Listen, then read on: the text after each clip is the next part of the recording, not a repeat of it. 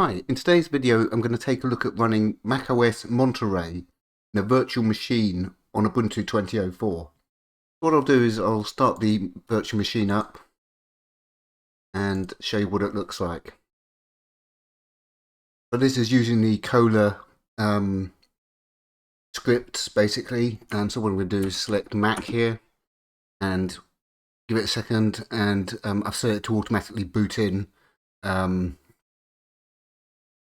to my account. So it's just going to load up the desktop. Okay, so we have macOS Monterey running in a virtual machine on Ubuntu.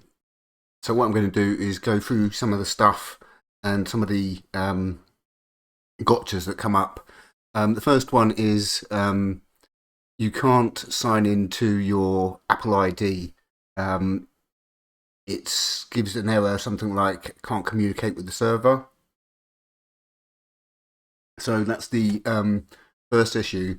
The second issue is if I come to sound, you'll notice there's no output or input, unlike on Windows 10, where the sound works automatically. And basically what you'd have to do is pass through an audio device to the virtual machine in Virt Manager to actually get that to work. So if you've got a USB audio device or sound card, you could do that. So those are two issues that are right off the bat. These are all the settings. So, for instance, in the sharing, there's an option to create a AirPlay receiver, but that actually requires the Apple ID to work, which, as I said, doesn't seem to work because it's in a VM and stuff. So the Apple AirPlay receivers doesn't look like it's going to work unless there's some kind of workaround.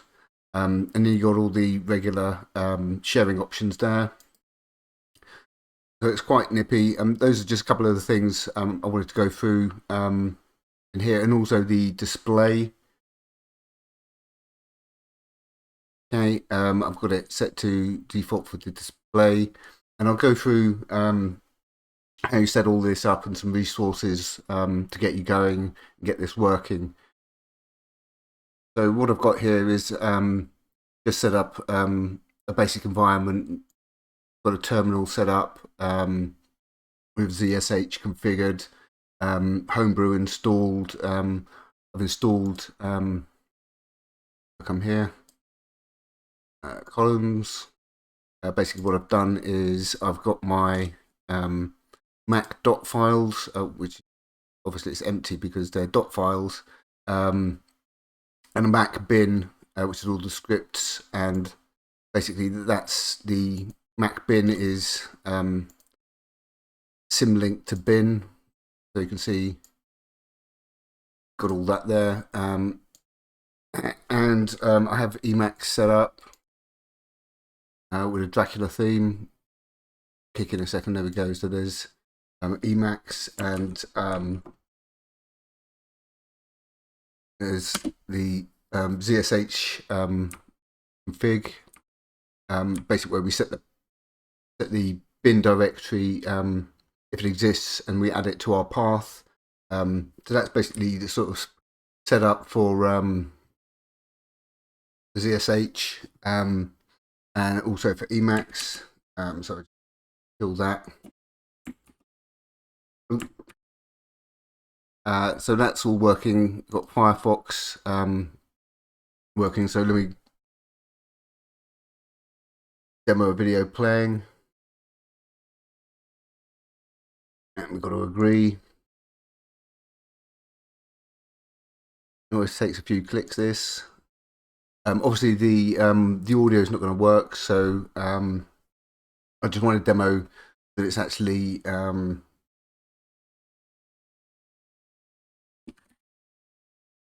what the performance is like. So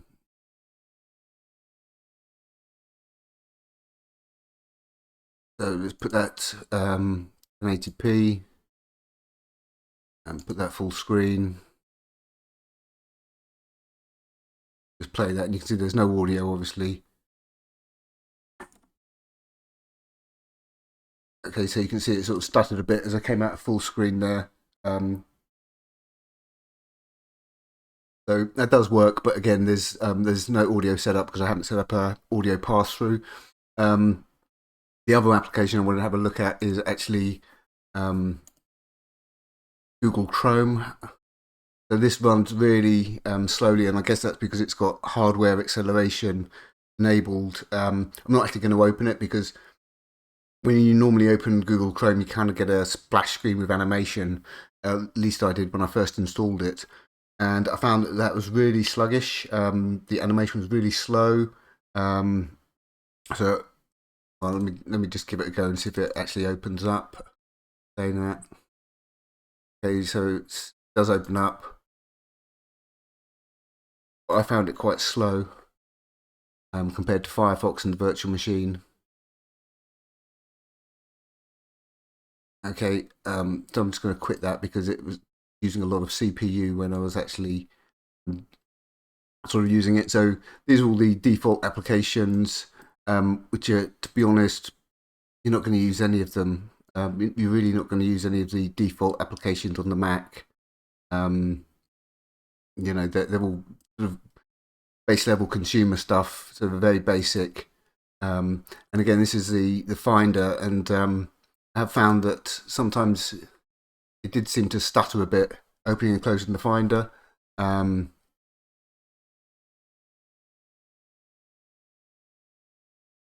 these are all the sort of options. It's kind of been dumbed down.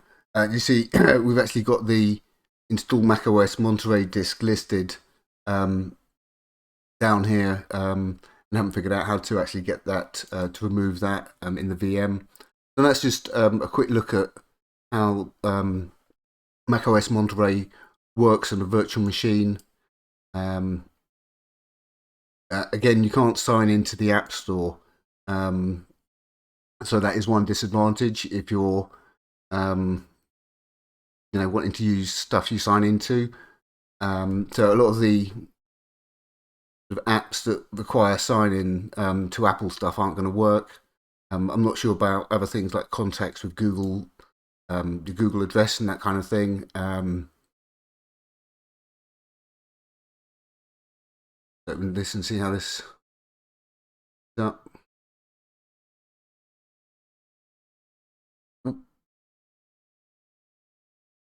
Okay, so all these things sort of open up. I haven't opened things like maps. I guess that would be quite heavy. And got sort of things like QuickTime. And it doesn't actually open with a window unless you open it with a video. So you'll get movie recording, all this kind of stuff. So basically, I installed Homebrew. So I can basically search for anything, install it, and I use that to install FFmpeg, YTDLP, MPV player, various other programs, links, W3M, Newsboat, all those command line programs. There are some I've just come across to my bin directory, and there's some applications that that aren't actually on Homebrew, like YTFCF. That's not in Homebrew, so you can download that manually and put it in your bin directory. There were some things that weren't available on Homebrew, so you can just basically download the binary and put it in your bin directory.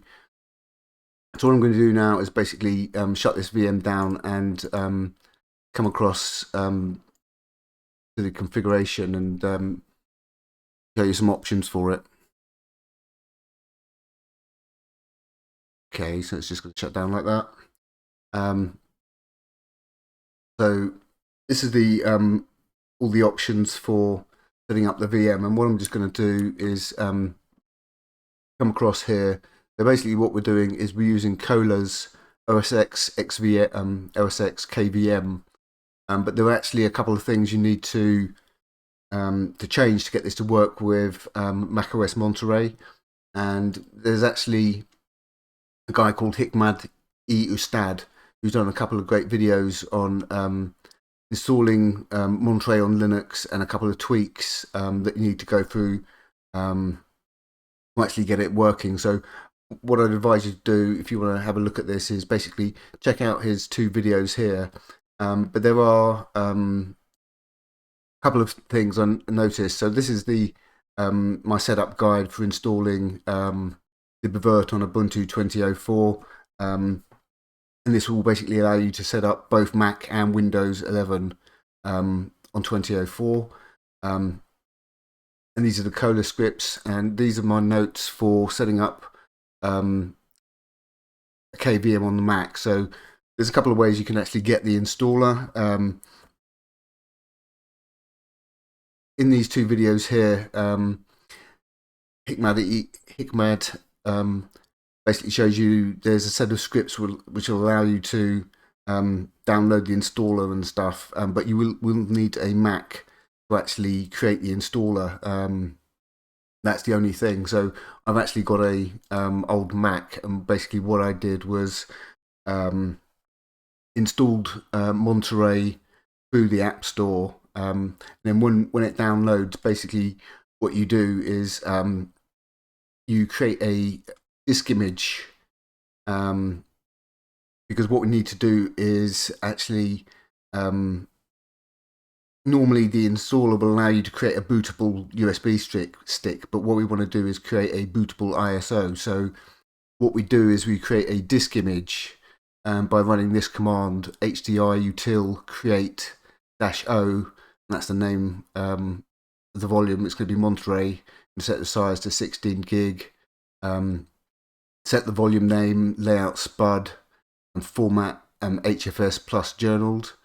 And then what we do is we mount that disk image running this command HDI till attach Monterey.dmg no verify mount point volumes Monterey. And then after that, what we do is we run the create install media command, which is actually a binary that is installed in the Monterey, the install Monterey app. So you try running create install media on the command line, it's not going to work because it's actually in the install macOS Monterey app contents resources directory. So what you do is you run this command sudo and then the path to the create install media binary, and this is the path for Monterey, and then we go -- volumes Monterey, which is the mounted DMG, no interaction, and that's going to create the bootable ISO. That's going to basically install everything in the DMG. We then unmount the volume using hdrutil detach volumes install macOS Monterey. And then finally what we have to do is we convert the disk image, the DMG, to an ISO file. And basically what happens is on a Mac, when you create an ISO file, it's actually going to have a CDR extension. So we run this command here in the same directory as the Monterey.dmg file we just created and made bootable. So we convert the Monterey file into an ISO file, but it's got a CDR extension. So after that, what we do is we rename it from Monterey.cdr to Monterey.iso. Now, these are some of the notes that I came across on the kholia scripts, because there is one thing that there's a couple of things you need to change the actual path to the Monterey installer. But first of all, you need to add some tweaks to your host machine. So you need to basically run this command to echo 1 into ignore messages. And then what you have to do, that's not permanent. So what you need to do is to make this permanent, when you're in the osx-kvm GitHub repository from kholia on your hard drive, you'll see a file called kvm.conf, and what you do is you copy that kvm conf file to etc-mod-probe.d, and basically that contains the sort of similar code to this.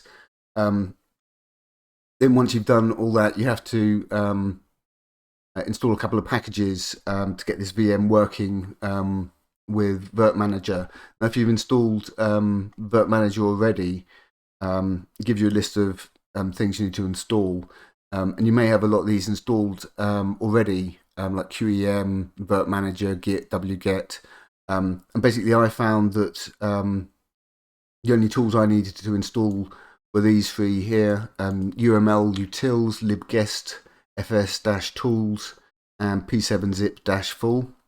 And if you set up the got libvirt already working, you won't need to add these steps. But basically, this is to add your user to the kvm and libvirt groups, and then you reboot. And then what you have to do is clone the repository, the osx-kvm repository. And these are basically the steps that Hikmad is going through here in these two videos. Basically use qemu-img to create a virtual hard drive, and apparently the operating system and everything for Monterey takes up 37.5 gig. So you're going to need to create quite a big hard drive. I've got a lot of space, so I went for 128 gig. And this is just specific to me. I keep all my ISOs and everything for libvirt in my home directory, libvirt images. Now, in the kholia kvm GitHub repository, there's this file called OpenCore-Boot.sh. And what you need to actually do is change a couple of lines. So in that file, there's a path to a file called basesystem.img and macHDD_ng.img. And what you need to do basically is change those lines to actually point firstly to you need to change the line that points to base system to the Monterey.iso file, and this is just these paths are just specific to my setup. So your setup would be repo path / Monterey.iso if you're keeping the Monterey ISO file in the same directory as the kholia. So if I just come across libvirt,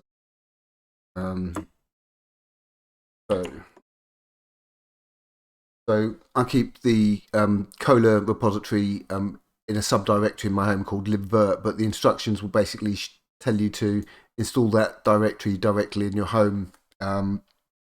So you'll basically have all these files here, and in the default setup it will tell you to put the Monterey ISO, or the Mac bootable file in this directory. So if I just come out here, so you basically need to change the path and put in the Monterey ISO file that you've got. Also change the RAM in that file. So this is the which file is this? The OpenCore-Boot. So if I come across to the OpenCore-Boot, this one here, OpenCore-Boot.sh, and so this is where you want to change the RAM, and these are the paths I was referring to. Where's the down here, line 51 and 52. So basically what you need to do on line 51 is change that from basesystem.img to the path to the Monterey file. Okay, and the next thing that you have to do is in this OpenCore-Boot file, there's a section that says read only true. And what you'll find is when you run through the setup, what will happen is it will fail, and it will basically tell you that value is incorrect. And what you need to do is change that value from true to on. So if I have a look in the OpenCore-Boot,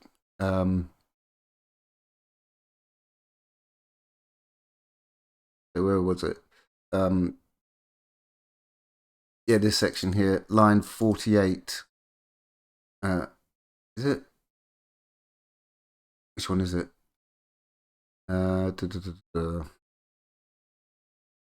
IP5, IP flash.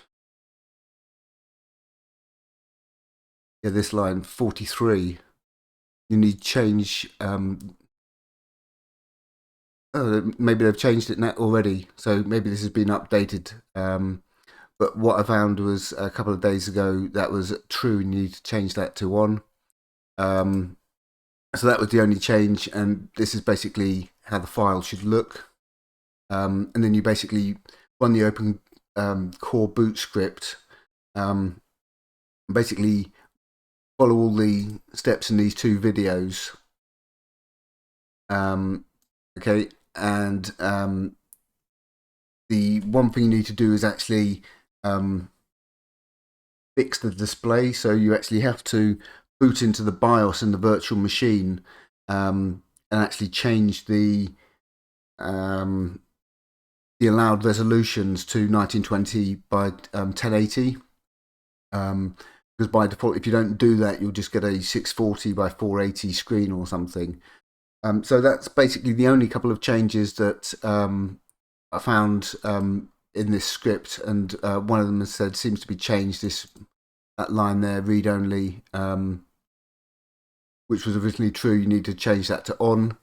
And again, you just need to basically change the path, this base image system, to the Monterey.iso file, and it basically works and will install Monterey on the virtual machine. So that's the couple of notes that I made about either basically creating the Monterey ISO file from the installer on another Mac. Then you copy that ISO across to the machine you're going to use to create the VM. This is the OpenCore-Boot.sh file that I modified with those paths, with those options and those paths.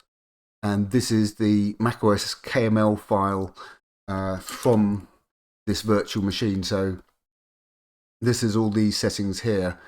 So what I'll do is I'll just go through some of these settings. I had the chipset Q35, OVM code FH, the CPUs 4 and 4, and I've actually got the model set to qemu 64,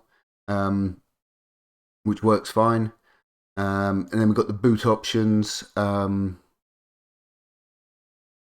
We've got the OpenCore.qcal and the Mac HDD _ NG image, which is the actual hard drive. And this name here is actually hard coded into the osx-kvm script. So if you create a different hard drive name, you're going to need to modify the scripts, and it tells you that in the README. So those are the only things we've got in the boot options. We got the network. So the network source is a bridge, and I'll show you in a second how I can actually SSH into the Mac machine from the Linux side.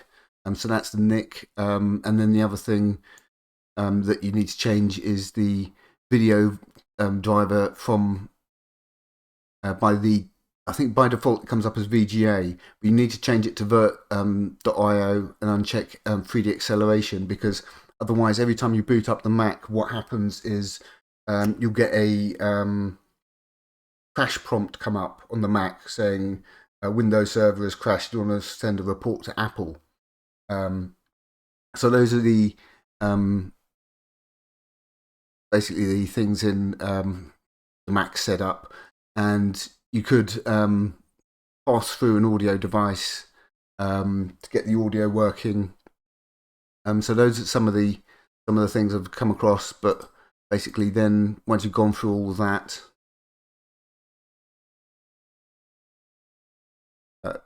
there we go. So when it first boots up, what you notice, you get this screen, and what you have to do is put this full screen. What you do is select Mac.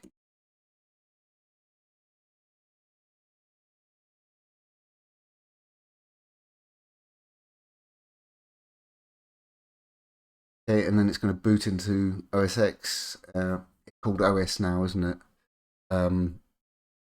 And basically, I've got this set to automatically log in to my account because Hikmad Eustad mentions that there's actually an issue with it going to a panic screen otherwise. I don't know if that still applies because his video was made, I think, before Monterey was officially released.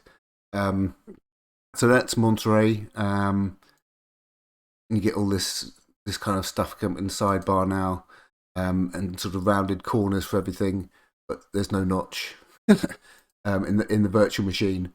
And sometimes the Finder is a bit sluggish, and it's by default it doesn't have the status bar, hide status bar. So by default it looks like this, which I just find a bit weird. So I always put the status bar on. Yeah, so everything works fine apart from you can't sign in to the Apple stuff. I don't know if there's a workaround for that. But Homebrew works. You can get up, Emacs.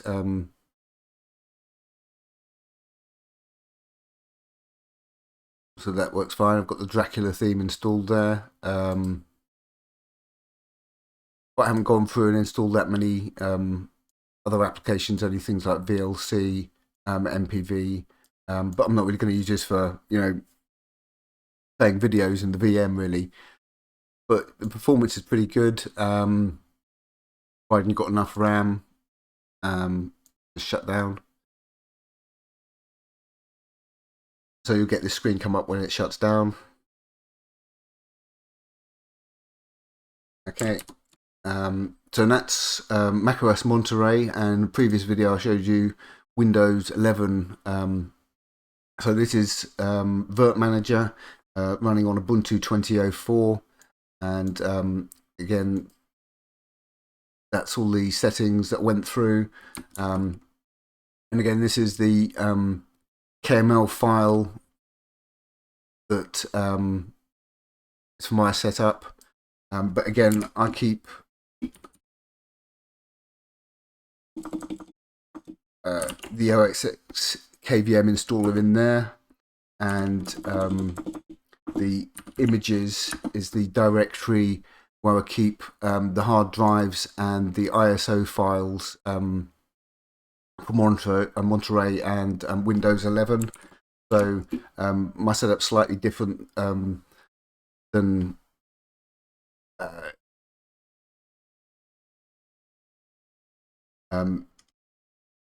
specified on the OSX kholia-kvm GitHub repository, and this is the OpenCore-Boot file that I've modified, and again that's got slightly different paths.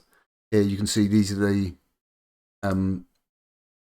paths from the repo to the ISO file and the HD file. So if I just show you again, libvirt, that's the osx-kvm installer. So right, come into there. So the path ls images.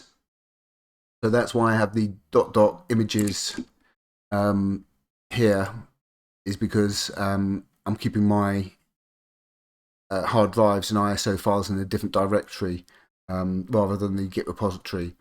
So that's why that's slightly different. But again, here, this was the one thing on line 43, read only on, but that seems to have been fixed. And these are just basically the notes of how you convert take a Mac Monterey installer and then create an ISO file from it that you can then use as a bootable ISO, and just some of the notes coming across for the Kholia GitHub repository that you need to get this to work, and some of the packages that you'll need to install, and basically just those couple of fixes. But once you've gone through that, through all of that, and again, here's just the notes I made. Basically, when you run the OpenCore-Boot script, these are some of the things you need to do. Select install, go to the Mac recovery section, and then you open disk utility, because what you have to do is format the virtual machine hard drive, and you format it as like APFS, GUD partition, close disk utility, and then you can carry on through the installer. And then once you've done all of that, the thing that you need to do at the end is when the VM starts up, you have to press escape repeatedly, and that will boot into the BIOS. And in that BIOS setting, there's a section where you can change the screen resolution. And then in the virtual machine, you change the VGI driver to virt.io. And then once you boot into Mac Monterey, you can go into the settings and you can basically set it to use 1920 by 1080. Otherwise, what happens by default is it comes up massive. It comes up like 4K in the VM, and everything looks tiny. So that's the couple of things you need to do is boot into the BIOS to fix the display, and change the VGA driver to virt.io, because otherwise you get this crash report prompt come up every time you boot into the VM saying Windows servers crashed or something. Do you want to submit a report to Apple? So basically, this is the Kholia osx-kvm.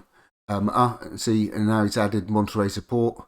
So a lot of the things, as I mentioned, those little tweaks have been fixed. And let me come across, where was the other thing? Okay, Nick's Sherlock. This is another sort of useful resource. This is basically installing on Proxmox 7, but this is basically some information on how you can get the Monterey ISO, the file, and then create the bootable ISO. So this is useful if you haven't, you can't. I think you still need to do this on a Mac, but it's so you can do it without an Apple ID, basically, because you need an Apple ID to download the installer. But if you were running, say you were running OSX Big Sur in a VM, this would allow you to download Monterey on Big Sur in a VM and then create a bootable ISO from it. So that's another useful resource. But basically, I'd recommend having a look at these two videos, because those cover all the steps that are outlined. And I just wanted to point out a couple of issues that I come across actually getting it working on Monterey, but the scripts now seem to have been updated to include Monterey support. But as I said, the only thing you need to do really, if like me, you've actually created the Monterey ISO file yourself, you actually need to come through and change the path to the Monterey ISO file. And you can, if you want to keep the ISO file in a different directory than the default, which would be in the repository, you can use ... and then the actual path to the ISO file. But basically, once you've done all that, gone through all that setup, you'll have you have your Mac virtual machine as well as your Windows virtual machine, and you can just sort of boot them up. and again, it's starts quite quickly. Okay, and again, first thing you do is just come across the hard drive. I don't know, I haven't figured out how to get rid of the install Monterey thing as yet. And so it will come up with this screen, then it will go to the Apple loading prompt here, and I've got it set to log in automatically because apparently there was some issue otherwise. And basically the way you do that is by coming into the system preferences and users and groups, and what you have to do is select login options, untick that, put in your password,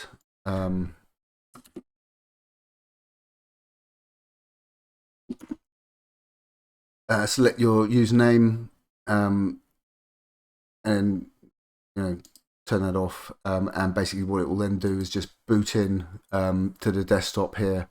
But to be honest, it's really dull. I don't know. It's just none of the built-in apps, are any good. Really, you're not really going to use any of those things, and it just feels uninteresting. And you sort of boot it. I mean, yeah, you've got it working and everything, but I don't know. You can get Homebrew and everything installed, but it seems a bit like someone sucked the life out of the Mac. I don't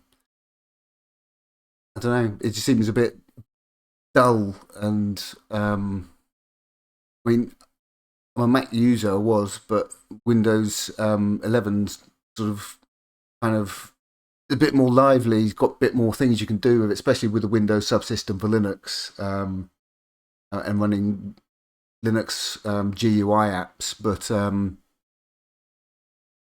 you're really limited with Mac GUI apps,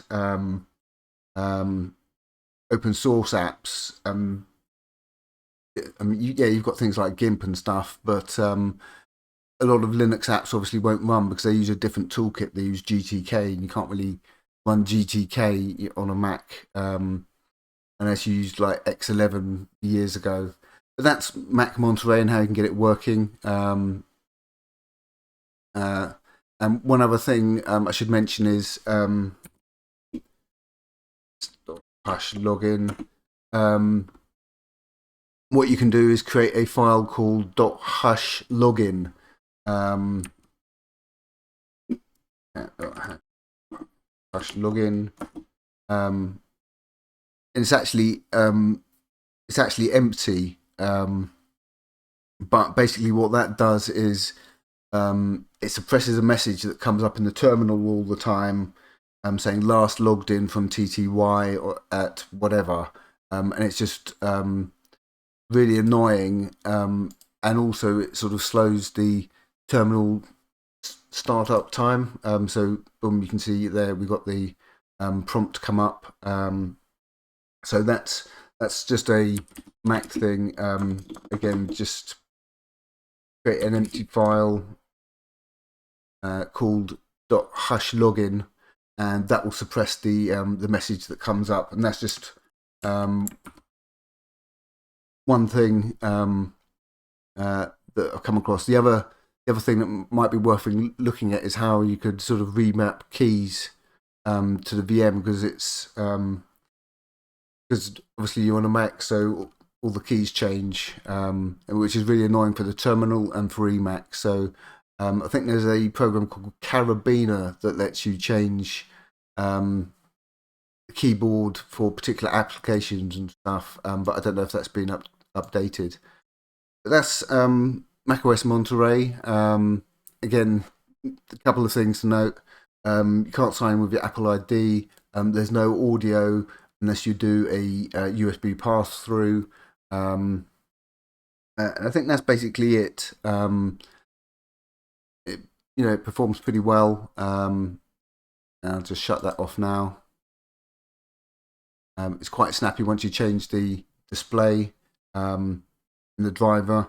And it said if you don't change the display driver, you're going to get this annoying prompt that comes up asking to submit a crash report. But I'll put links to everything under the video. So again, you want to search for Hikmad E Ustad, because he's basically got some videos that I followed along with getting Windows 11 working, and macOS Monterey.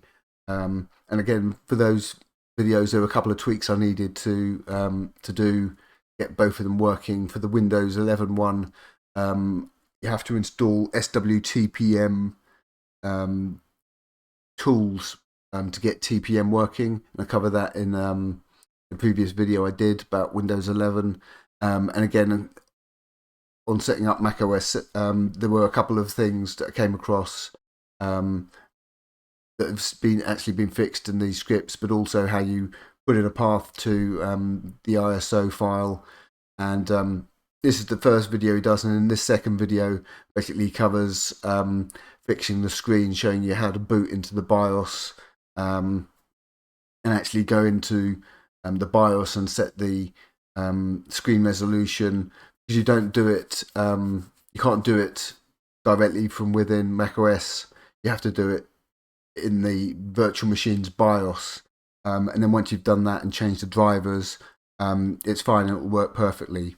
So that's getting macOS X, I keep saying macOS X, macOS Monterey installed on Ubuntu 20.04 using virt manager, and it is a bit more work than actually setting up Windows.